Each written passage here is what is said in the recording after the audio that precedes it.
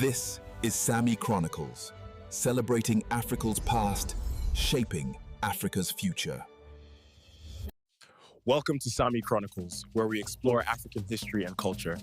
I am your host, Sami, and today we are diving into a subject both complex and urgent, neo-colonialism and its impact on African unity. Joining me is our guest speaker, a passionate voice on African affairs. Thank you for being here. Thank you, Sami. It's an honor. I believe this conversation is not just important, but necessary for Africa's future. And let us begin with clarity. When we say neo-colonialism, what exactly do we mean? Neo-colonialism is the continuation of colonialism without the visible chains. The colonial powers may have left physically, but their influence never truly left. Right? It works through economic control, when our economies depend on exporting raw materials but importing finished goods. It works through political influence, when loans, foreign aid, or even subtle threats push African leaders to make decisions that serve others more than their people.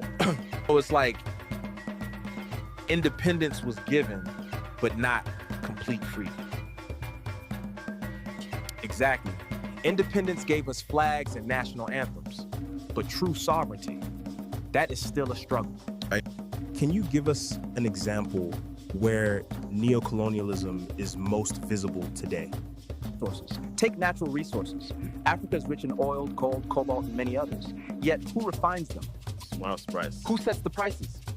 Who sets the operations? It's often foreign corporations, or consider loans. Some nations borrow billions, but the repayment contracts are so unfair that they spend more paying interest than building schools or hospitals. So yes, the chains are invisible, but they're just as tight. That explains why many African economies look free on paper but remain tied in reality. Yeah. What is the real cost of this hidden dependence on foreign powers? The cost is dignity and development. Yeah. When Africa imports food it can grow, it kills local farmers. Just for instance. When we rely on foreign aid, it creates the image that we cannot stand on our own. And socially, it damages continent. Reminder. Young Africans begin to believe that solutions must always come from outside. That's a heavy cost. It almost sounds like a trap designed to keep Africa dependent. And that's exactly what it is.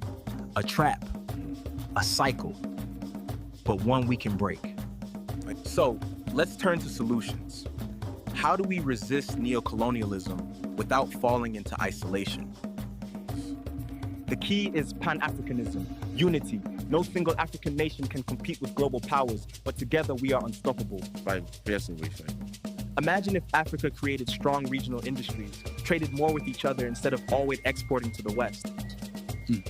Imagine if our education systems prepared us not just to seek jobs abroad, but to build opportunities at home. Unity doesn't mean we all lose identity. It means we share strength. That vision sounds powerful. Africa building for Africans, by Africans. Yes. And history shows us that unity is possible. Yes. From Nkrumah to Mandela, leaders have planted this dream. It's our duty to water it. So we have learned that neo-colonialism is subtle but powerful. It works through economics, politics, and culture, keeping Africa tied after independence. But the solution is unity, dignity, and self-reliance. This has been Sami Chronicles, where we discuss African history and culture, not just to remember the past, but to shape the future. To our viewers, remember, true freedom requires more than independence pillars. It requires unity. Makes sense. Absolutely. The journey is long, but Africa is rising. And with unity, no chain can hold us down.